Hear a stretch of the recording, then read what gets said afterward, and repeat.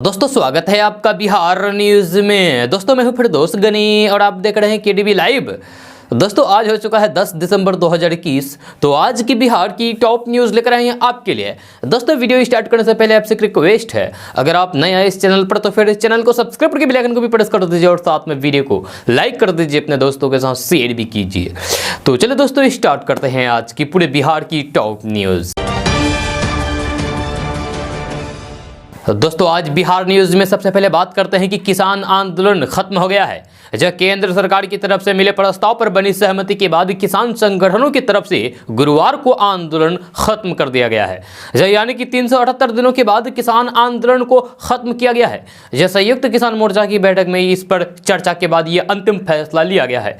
जब तीनों कृषि कानूनों की वापसी के बाद अब दिल्ली की सीमाओं पर डटे किसानों ने घर वापसी की तैयारी शुरू कर दी है। जब सिंगू कुंडली बॉर्डर पर पिछले एक साल से डटे किसान अब लौट रहे हैं। किसानों ने बॉर्डर पर बनाए अपने टेंट को उखाड़ना शुरू कर दिया है और तिरपाल बिस्तर को ट्रैक्टरों में रखना भी शुरू कर दिया है। किसानों का कहना है कि सरकार ने उनकी मांगों को मान लिया है, इसलिए अब वे वापस लौट रहे हैं। पंजाब के किसान 11 दिसंबर से घर वापसी शुरू करेंगे। दोस्तों अब बात करते हैं कि बिहार के गांव को वीआईपी बनाना शुरू हो गया है। यह शहरों की तरह बिहार के गांव में सीसीटीवी कैमरे लगाए जाएंगे। यह गांव में प्राथमिकता के तौर पर सीसीटीवी कैमरे लगने हैं। यह सुरक्षा के लिए पंचायती राज विभाग ने यह फैसला लिया है। पंचायती राज विभाग ने यह निर्णय लिया है कि इससे लोगों को काफी सुरक्षा महसूस होगी। उन्होंने यह भी बताया है कि शहरों वाली काफी सुविधाएं अब गाँव में मिलेगी। इसके लिए भी बहुत सारे निर्णय लिए जाएंगे। पंचायती राज विभाग ने जानकारी दी है कि 15वें वित्त आयोग की अनुशंसा के तहत केंद्र सरकार ने पंचायती राज विभाग को बकाया 1254 करोड़ रुपए भेज दिए हैं। इस मद की वित्तीय वर्ष 2020-21 के लिए 3763 करोड़ रुपए पहले ही मिल चुके हैं। इस राशि से गांव में सीसीटीवी कैमरे लगाने के साथ साथ वहां पार्क भी बनाए जाएंगे। जहां भी सरकारी खाली जमीन होगी वहां पार्क का निर्माण कराया जाएगा गांव में। साथ ही साथ खेल का मैदान भी बनेगा। पंचायती राज विभाग ने यह भी कहा है कि सामुदायिक शौचालय का भी निर्माण पंचायतों में किया जाएगा। इस राशि से छठ घाटों का सौंदर्यीकरण भी किया जाएगा। दोस्तों बात करते हैं कि बिहार के कलाकार अभी बॉलीवुड में अपना जलवा बिखेर रहे हैं। और अपने बेमिसाल एक्टिंग और कला के दम पर बॉलीवुड पर छाए हुए हैं। वही बॉलीवुड के कई कलाकारों ने यह भी मांग की थी कि बिहार में भी एक फिल्म सिटी होनी चाहिए ताकि बिहार के स्थानीय कलाकारों को ज्यादा से ज्यादा सहूलियत मिल सके। वहीं इसी बीच बिहार सरकार ने तो अब तक इस फिल्म सिटी पर किसी भी तरीके का काम शुरू नहीं किया है, लेकिन बिहार के एक निर्माता हैदर काज़मी फिल्म सिटी का निर्माण करा रहे हैं। आपको बता दो कि बिहार के जहानाबाद जिले में अली नगर काको में इस फिल्म सिटी का निर्माण कराया जा रहा है। इस फिल्म सिटी को बिहार के जहानाबाद में करीब 12 एकड़ क्षेत्र में इस फिल्म सिटी का निर्माण किया जा रहा है। दोस्तों बात करते हैं कि बिहार में डीएपी खाद की किल्लत से किसान परेशान हैं। जब पटना समेत तमाम जिलों में खाद की किल्लत से किसानों को परेशानी हो रही है। मुख्यमंत्री नीतीश कुमार ने भी 2 दिन पहले माना था कि बिहार में खाद की किल्लत है। इस समस्या की गंभीरता को देखते हुए नीतीश कुमार कल गुरुवार को बैठक किया। आपको बता दें कि खाद की किल्लत को लेकर किसान परेशान है। उनका आरोप है कि खाद नहीं मिलने से उन्हें खेतों में फसलों की बुआई में परेशानी हो रही है। कहीं खाद मिल भी रही है तो वे ब्लैक में दिए जा रहे हैं। कालाबाजारी के कारण किसानों में नाराजगी है। इसे लेकर कुछ जिलों में हंगामे की भी खबर सामने आई है। इतना ही नहीं, सोमवार को जनता दरबार के बाद मुख्यमंत्री नीतीश कुमार ने पत्रकारों से बात करते हुए माना है कि बिहार में खाद की किल्लत है, लेकिन उन्होंने ये भी कहा है कि खाद की समस्या को 1 सप्ताह के अंदर दूर कर दिया जाएगा। दोस्तों बात करते हैं कि सीमांचल, मिथिलांचल, पटना और आसपास के जिलों में आज भी मौसम साफ रहने के आसार हैं। हालांकि आने वाले दिनों में ठंड बढ़ने के संकेत हैं। जहां अभी बारिश की कोई भी संभावना नहीं है। जब बांका और आसपास के इलाकों में आज मौसम साफ रहेगा। अधिकतम तापमान 28 डिग्री और न्यूनतम तापमान 15 डिग्री के आसपास रहने के आसार हैं। जब मौसम विज्ञान केंद्र के वैज्ञानिकों ने बताया है कि मौसम का मिजाज अभी कुछ दिनों के लिए स्थिर रहेगा, जहाँ खेती किसानों के लिए यह अनुकूल है। वहीं मुंगेर में आज अधिकतम तापमान 28 डिग्री और न्यूनतम तापमान 15 डिग्री के आसपास रहेगी। इस दौरान हवा की गति 10 किलोमीटर प्रति घंटे की रहेगी। मधेपुरा में आज 5 किलोमीटर की रफ्तार से हवा चलेगी। जब सुबह और शाम में कोहरे रहेगा। जब दिन में धूप छांव की स्थिति बनी रहेगी। उच्चतम तापमान 26 डिग्री और न्यूनतम तापमान 16 डिग्री के आसपास बने रहने की उम्मीद है। किशनगंज और अररिया में भी आज मौसम साफ रहने के आसार हैं। दोस्तों अब बात करते हैं कि तारापुर से दरभंगा जा रही पुलिस कर्मियों से भरी बस खगड़िया के पास पलट गई। सीएम नीतीश कुमार के कार्यक्रम में ड्यूटी करके वापस दरभंगा जा रहे पुलिस कर्मियों से भरी बस खगड़िया के पास पलट गई, जिसमें कुल 17 सिपाही गंभीर रूप से घायल हो गए हैं। इन सभी पुलिस कर्मियों को सदर अस्पताल में भर्ती कराया गया है। वहीं गंभीर रूप से जख्मी एक सिपाही को भी रेफर कर दिया गया है। जानकारी के अनुसार ये सभी पुलिसकर्मी मुंगेर के तारापुर से दरभंगा लौट रहे थे। इस दौरान खगड़िया के पास बस पलट गई। दोस्तों अब बात करते हैं कि बिहार में पुलिस शराब तस्करों को पकड़ने के लिए जितनी मेहनत कर रही है उससे कहीं ज्यादा मेहनत शराब के धंधेबाज इस बात को लेकर दिमाग लगा रहे हैं कि कैसे बिहार में शराब की खेप पहुंचाई जा सके। ताजा मामला मगध मेडिकल थाने से जुड़ा हुआ है, जहां की पुलिस ने गिट्टी लदे एक ट्रक से 27 लाख रुपए की विदेशी शराब बरामद किया है। दरअसल बताया जाता है कि गिट्टी लदे ट्रक में छिपाकर शराब की तस्करी की जा रही थी, जिसे पुलिस ने ट्रक को रुकवाकर तलाशी ली तो फिर गिट्टी के अंदर से 6441 बोतल विदेशी शराब बरामद की गई है। पुलिस ने 2 शराब तस्करों को भी गिरफ्तार किया है, जो वैशाली जिले के रहने वाले हैं। दोस्तों बात करते हैं कि नीति आयोग की रिपोर्ट में विकास के मामले में बिहार के सीमांचल इलाके के जिला किशनगंज, अररिया, कटिहार, पूर्णिया फिसदी साबित होने के बाद अब इस मुद्दे को लेकर कई संगठन सीमांचल के अलग विकास के मुद्दे पर गैर राजनीतिक संगठन बनाकर आने वाले दिनों में लोगों को एकजुट करके आंदोलन की धमकी दे रहे हैं। इसी कड़ी में कटिहार में सीमांचल सेना की अध्यक्षता करते हुए राकांपा के प्रदेश अध्यक्ष राहत कादरी ने बताया है कि ये एक गैर राजनीतिक संगठन है और ये लगातार सीमांचल के विकास के मुद्दे पर संघर्ष करेंगे। उन्होंने कहा कि जो रिपोर्ट सामने आई है उनमें बिहार की सीमा से सटे तीनों जिलों के प्रदर्शन को सबसे ज्यादा खराब बताया गया है और ये जिला है किशनगंज, अररिया और कटिहार। रिपोर्ट बताता है कि इन जिलों के विकास के लिए ना तो बिहार सरकार ने और न ही केंद्र सरकार का भी गंभीर रहा। ऐसे में अब समय आ गया है कि बिहार से अलग सीमांचल के गठन पर विचार किया जाए ताकि इन जिलों के विकास का काम तेजी से हो सके। राहत कादरी ने कहा है कि इन 3 जिलों के कई पार्टियों के लोगों ने अपने में एक सहमति बनाई है कि सीमांचल के विकास के लिए एक सेना का गठन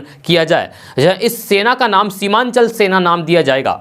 उन्होंने बताया कि यह सेना सीमांचल में आने वाली तमाम आपदाओं जैसे शैक्षणिक, आर्थिक, प्राकृतिक आदि से निपटने का काम करेगी। ये स्थिति सिर्फ आज की ही नहीं है, जब पिछले सभी सरकार ने सीमांचल को आपदा को बढ़ाने का काम किया है। राहत कादरी ने बताया है कि हम लोगों ने यह निर्णय लिया है कि सीमांचल के विकास के लिए इन जिलों में लोगों को जागरूक करने का काम करेंगे। उन पार्टियों का विरोध करेंगे जिनके कारण सबसे अधिक नुकसान उठाना पड़ा सीमांचल को। दोस्तों अब बात करते हैं कि हेलीकॉप्टर हादसे में chief of defence staff general Bipin Rawat एवं उनकी पत्नी समेत 13 लोगों की निधन के पर बिहार स्तब्ध हो गया है। यह संवेदनाओं की अभिव्यक्ति का भी दौर जारी रही। जहां राज्यपाल फागू चौहान, मुख्यमंत्री नीतीश कुमार, विधानसभा अध्यक्ष विजय कुमार सिन्हा, केंद्रीय मंत्री गिरिराज सिंह, नित्यानंद राय एवं उप मुख्यमंत्री तारकिशोर प्रसाद एवं रेणु देवी ने शोक जताया है। राज्यपाल ने कहा है कि जनरल रावत अत्यंत कुशल एवं कर्तव्यपरायण सैन्य अधिकारी थे। उनका मिलिट्री कैरियर काफी शानदार रहा, हर चीज में नंबर 1 रहा। दोस्तों बात करते हैं कि धर्म बदलकर वसीम रिजवी से जितेंद्र नारायण त्यागी बने सिया वक्फ बोर्ड के पूर्व चेयरमैन को लेकर विवाद थम नहीं रहा है। पैगंबर मोहम्मद साहब पर वसीम रिजवी की लिखित किताब पर रोक लगाने के लिए मुस्लिम समुदाय आवाज उठाने लगा है। जहां ख्वाजा गरीब नवाज एसोसिएशन मुंबई के सचिव मोहम्मद यूसुफ अंसारी ने बाजार में आई किताब पर रोक लगाने की मांग की है। एसोसिएशन की ओर से इलाहाबाद हाईकोर्ट में याचिका दायर करके मांग की है कि मोहम्मद के नाम पर छपी किताब को बैन किया जाए। किताब इंटरनेट पर भी पढ़ी जा रही है, इस पर भी रोक लगाकर कई मामलों में आरोपित वसीम रिजवी उर्फ जितेंद्र नारायण त्यागी को गिरफ्तार किया जाए। एसोसिएशन के सचिव यूसुफ अंसारी, अधिवक्ता शहर नकवी समेत अन्य वकीलों ने बुधवार को प्रेस कॉन्फ्रेंस करके आरोप लगाया है कि वसीम रिजवी देश का माहौल खराब करने में लगे हैं। उनकी किताब में बहुत आपत्तिजनक बातें हैं। पैगंबर के बारे में दहशतगर्द जैसे शब्द का इस्तेमाल हुआ है। साथ ही किताब के कवर पेज पर कार्टून भी बना है।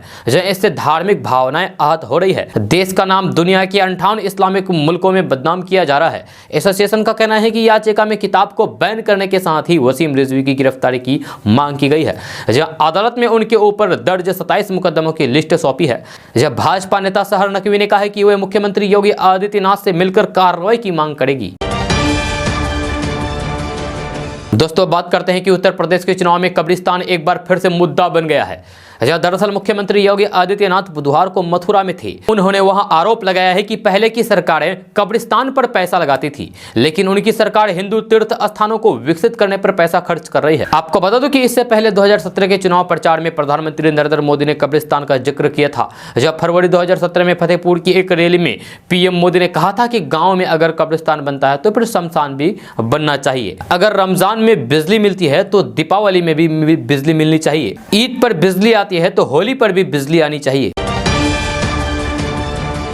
दोस्तों अब बात करते हैं कि बिहार में शराबबंदी कानून को पहले से ज्यादा सख्त तरीके से अमली जामा पहनाने के लिए एक तरफ जहां नीतीश कुमार ने कमर कसी हुई है, तो वहीं दूसरी तरफ से लगातार विपक्षी शराबबंदी कानून की समीक्षा की जरूरत तो बता रहे हैं। लेकिन अब नीतीश कुमार की सहयोगी और हिंदुस्तानी अवाम मोर्चा के राष्ट्रीय अध्यक्ष जीतन राम मांझी ने भी बिहार में शराबबंदी कानून की समीक्षा करने की जरूरत बताई है। जीतन राम मांझी ने कहा है कि बिहार में जो मौजूदा शराबबंदी कानून है उससे बिहार को काफी नुकसान हो रहा है। पूर्व मुख्यमंत्री जीतन राम मांझी ने बिना लाग लपेट के कह दिया है कि शराबबंदी कानून से बेहतर साल 1991 का पुराना कानून था। बिहार में नए शराबबंदी कानून के लागू होने के बाद बिहार को हुए नुकसान की गिनती जीतन राम मांझी ने तो कराई है।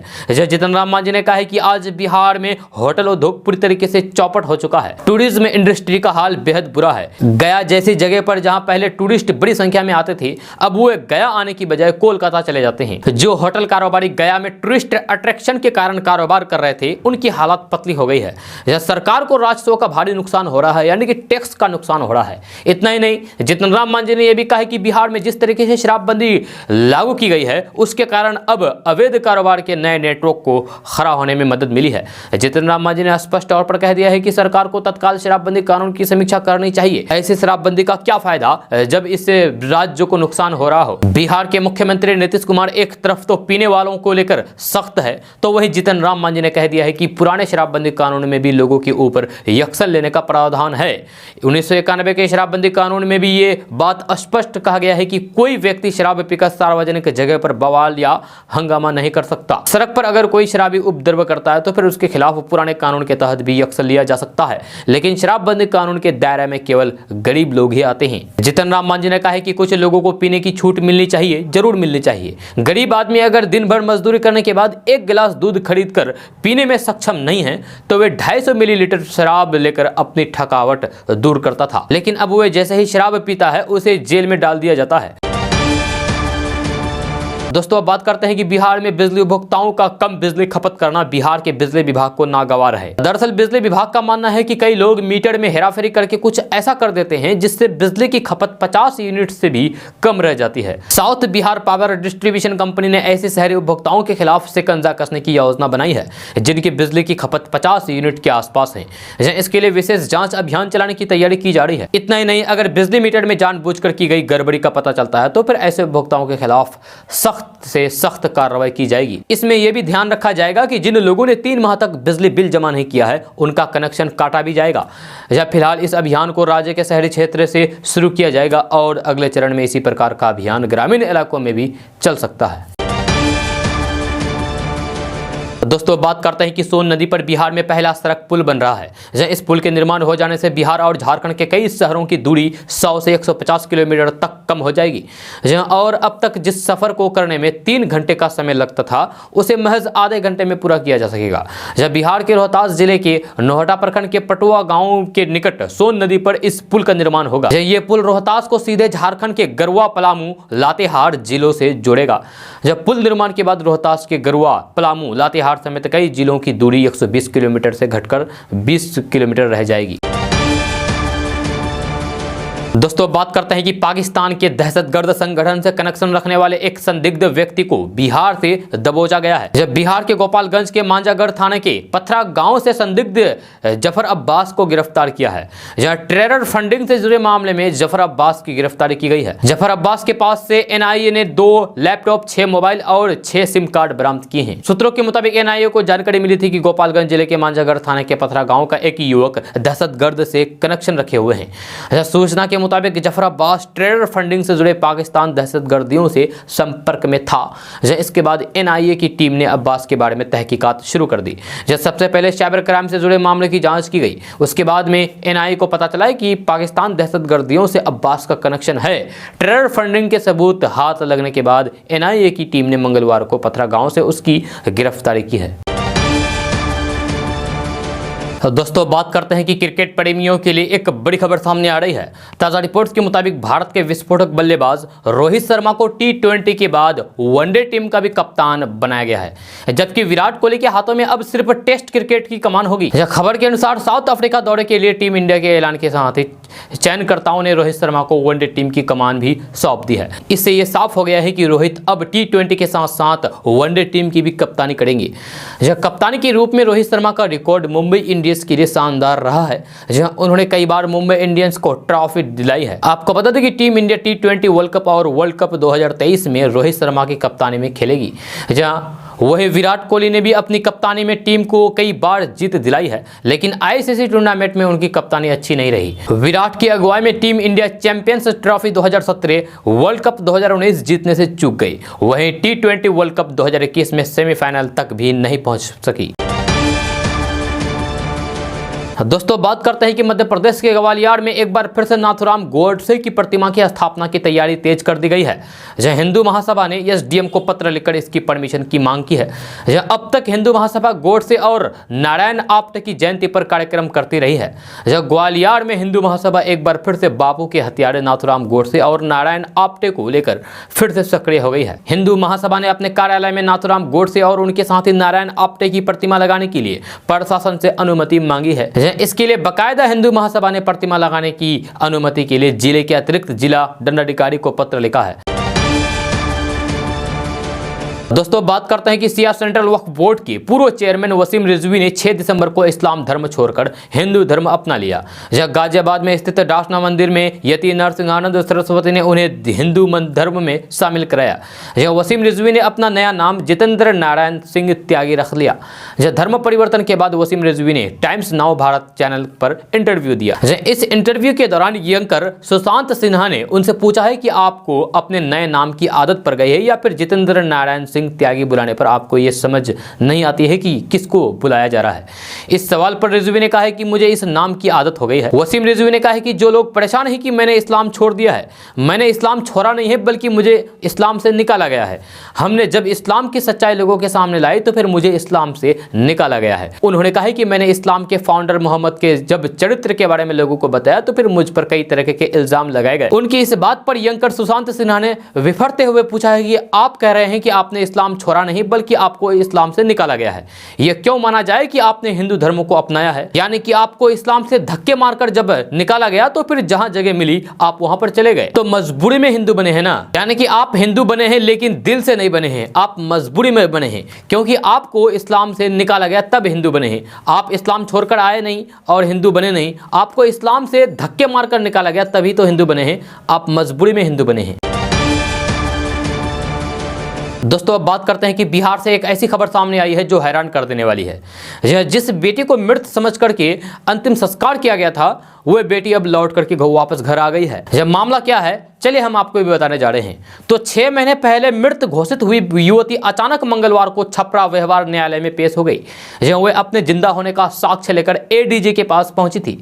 युवती को जिंदा देखकर सब हैरान रह गए, दंग रह गए। सूत्रों के अनुसार कोर्ट के सामने युवती ने बयान दिया है कि मेरा नाम नेहा कुमारी उर्फ नेहा सोनी है, मैं मरी नहीं बल्कि जिंदा हूं। अब मैं ना ससुराल में रहना चाहती हूं और ना ही मायके में। वह ससुराल और मायके वालों से नाखुश थी, इसीलिए दिल्ली में रहकर पढ़ाई करने लगी।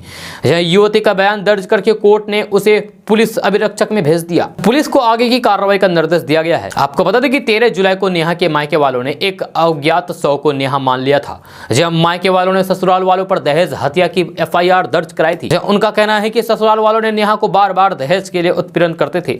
जब दहेज नहीं देने पर उनकी हत्या कर दी गई। पुलिस ने शव का पोस्टमार्टम कराया था, इसके बाद मायके वालों को सौंप दिया। मायके वालों ने भी इस लाश को नेहा मानकर उनका अंतिम संस्कार कर दिया। उसके बाद 6 महीना बाद नेहा ने थानेदार को फोन करके अपने जीवित होने की जानकारी दी। जब पूरे मामले में उस समय नया मोड़ आ गया जब नेहा ने थाना प्रभारी को फोन करके अपने जीवित होने की बात बताई। जब नेहा ने थाना प्रभारी को बताया है कि वे जीवित है, वे शादी से नाखुश थी इसलिए घर छोड़कर चली गई। जब थाना प्रभारी ने नेहा को समझाते हुए अपने जीवित होने के प्रमाण को जज के सामने प्रस्तुत करने को कहा। इसके बाद नेहा पुलिस संरक्षण में छपरा न्यायालय पहुंची, यानी कि कोर्ट पहुंची। सीवान जिला के कढ़ी बसंतपुर निवासी अजय प्रसाद के बेटे और नेहा की शादी इसी साल 26 जून को बड़े धूमधाम के साथ हुई थी, लेकिन 6 दिन बाद नेहा घर से लापता हो गई थी। ससुराल पक्ष द्वारा नेहा के परिजनों को उसके लापता होने की सूचना दी गई। दोस्तों अब बात करते हैं कि तेजस्वी यादव की दुल्हन क्रिश्चियन है। जी हां, क्रिश्चियन धर्म से हैं। इस खबर के सामने आने के बाद लोगों को भाजपा के वरिष्ठ नेता सुशील कुमार मोदी की याद आ रही है। इसकी वजह यह है कि उन्होंने भी एक क्रिश्चियन लड़की जेसिस जॉर्ज से प्रेम किया, फिर विवाह भी किया। तेजस्वी यादव की शादी के बारे में मिली जानकारी के अनुसार जिस लड़की से वे शादी की है उससे उनका पुराना परिचय है, यानी कि वे भी प्रेम के बाद शादी किया है। जब लड़की ने 2 साल पहले क्रिश्चियन धर्म स्वीकार किया है। आपको बता दें कि उप मुख्यमंत्री और नेता प्रतिपक्ष तेजस्वी यादव और सुशील मोदी में समानता को लेकर यह भी कहा जा रहा है कि वर्षों तक सुशील कुमार मोदी भी नेता प्रतिपक्ष रहे और फिर उप मुख्यमंत्री भी बने। तेजस्वी यादव भी उप मुख्यमंत्री बने और अभी नेता प्रतिपक्ष तो हैं। अंतर यह है कि सुशील कुमार मोदी के पास तेजस्वी यादव की तरह राजनीतिक विरासत नहीं थी। सुशील मोदी ने छात्र आंदोलन से अपनी पहचान बनाई। तेजस्वी के पास सत्ता की कुर्सी आने से पहले किसी संघर्ष का इतिहास नहीं था। उनके पास पिता लालू प्रसाद की ताकत थी जिसे तेजस्वी यादव ने और संवारा। आपको बता दें कि भाजपा सांसद सुशील कुमार मोदी की मुंबई से दिल्ली लौटते वक्त जेसिस जॉर्ज से मुलाकात हुई थी। उस समय सुशील कुमार मोदी पटना विश्वविद्यालय के छात्र थे, साथ ही अखिल भारतीय विद्यार्थी परिषद में एक्टिव कार्यकर्ता थे। इसी ट्रेन में इतिहास से पीएचडी कर रही जेसिस जॉर्ज कश्मीर जा रही थी। ट्रेन में इन दोनों की मुलाकात हुई, फिर बात और फिर प्यार हुआ। उस समय को याद करते हुए इंटरव्यू में सुशील कुमार मोदी ने बताया था कि जेसिस मुंबई के एक स्कूल में पढ़ाती थी और हम लोग ट्रेन से यात्रा कर रहे थे। मैं एबीवीपी के काम से मुंबई से लौट रहा था और वह उसी कोच में ऊपर के बर्थ पर थी। वह कश्मीर जा रही थी। इस लंबी यात्रा में दोनों का परिचय हुआ और फिर बातचीत बढ़ती गई। फिर दोनों ने शादी करने का फैसला लिया। दोस्तों बात करते हैं कि भोजपुरी स्टार खेसारी लाल यादव की परेशानी अब और बढ़ सकती है। छपरा के न्यायिक दंडाधिकारी प्रथम श्रेणी सह विशेष न्यायिक दंडाधिकारी संजय कुमार सरोज की अदालत ने उनके खिलाफ गैर जमानती वारंट जारी कर दिया है। उन पर जमीन खरीदने के बाद रुपए नहीं देने का आरोप है। चेक बाउंस होने के बाद उनके खिलाफ रिपोर्ट दर्ज कराई गई थी। कई तारीखों में पेशी पर नहीं आने के बाद उनके खिलाफ अब गैर जमानती वारंट जारी कर दिया गया है। दोस्तों अब बात करते हैं कि अररिया में एक मॉब लिंचिंग की घटना हुई है। जब मवेशी चोर को पीट पीट कर भीड़ ने मार डाला है। अररिया में नरपतगंज प्रखंड क्षेत्र की मानिकपुर पंचायत में स्थित भवानीपुर गांव में स्थित वार्ड संख्या 4 में मंगलवार की रात्रि मवेशी चोरी करने पहुंचे एक ही चोर को आक्रोशित ग्रामीणों की भीड़ ने पीट पीट कर मार डाला। घटना भवानीपुर गांव के पास सुरसन बांध पर हुई। घटना के बाद पूरे क्षेत्र में कोहराम मच गया। घटना की सूचना पर फुलका थाना पुलिस समेत बड़ी संख्या में पुलिस बल मौके पर पहुंची और सबको कब्जे में लेकर रात में ही पोस्टमार्टम के लिए अररिया भिजवा दिया। दोस्तों बात करते हैं कि बिहार एमएलसी की 24 सीटों पर चुनाव जल्द से जल्द कराई जाएगी। तैयारी में निर्वाचन आयोग जुटा हुआ है। बिहार में पंचायत चुनाव अब पूरे होने वाले हैं। इसके साथ ही विधान परिषद चुनाव की तैयारियां शुरू हो गई है। फिलहाल 24 खाली सीटों को भरने के लिए स्थानीय निकायों से एमएलसी के चुनाव की तैयारियां शुरू हो गई है। निर्वाचन आयोग सभी जिलों के नवनिर्वाचित पंचायत प्रतिनिधियों के विवरण का इंतजार कर रही है। 15 दिसंबर के बाद चुनाव आयोग को एमएलसी चुनाव के लिए सिफारिश भेज दी जाएगी। माना जा रहा है कि एमएलसी चुनाव में एनडीए और आरजेडी के बीच सीधा मुकाबला होगा। जब पंचायतों में चुने प्रतिनिधियों को अपनी तरफ करने की कोशिश में दोनों तरफ के नेता कर रहे हैं। ऐसी भी अटकलें हैं कि जमुई के सांसद चिराग पासवान गुट के नेतृत्व वाली लोक जनशक्ति पार्टी रामविलास एमएलसी चुनाव लड़ने के लिए आरजेडी के साथ समझौता कर सकती है। हालांकि इस संबंध में कोई औपचारिक अभी घोषणा नहीं हुई है। दोस्तों बात करते हैं कि बिहार में हो रहे पंचायत चुनाव के महापर्व में एक वोट के महत्व ने अमेरिका में रहने वाले दंपत्ति को 7 समंदर पार से खींचकर अपने गांव पहुंचा दिया। सदर प्रखंड भभुआ में निमी गांव के शंभू सिंह और उनकी पत्नी कमला सिंह वोट देने के लिए करीब $3000 यानी कि 1.25 लाख से ज्यादा रुपए खर्च करके अपने गांव आए हैं। शंभू सिंह अपनी पत्नी और बेटा विशाल सिंह के साथ गांव में मिडिल स्कूल पर बनाए गए मतदान केंद्र संख्या 107 पर मताधिकार का प्रयोग किया। उन्होंने कहा है कि होली, दीपावली, दशहरा और अन्य पर्व तो हर साल आता है। चुनाव महापर्व में वोट देने का मौका 5 सालों में एक बार मिलता है। अगर कोई लोकतंत्र के इस महापर्व में अपने मताधिकार का प्रयोग नहीं कर सके, उन्हें गांव की सरकार बनाने में अपना योगदान करने के लिए 5 साल का इंतजार करना पड़ेगा। उन्होंने अन्य लोगों को भी वोट देने के लिए प्रेरित करके बूथ पर भेजने का काम किया है। शंभू सिंह ने बताया है कि वे अपनी पत्नी के साथ लगभग 20-22 सालों से अमेरिका में रहकर व्यवसाय कर रहे हैं। बताया कि इस बार ही नहीं बल्कि हर बार चुनाव के दौरान वे अपने मताधिकार का प्रयोग करके पत्नी के साथ गांव जरूर आते हैं।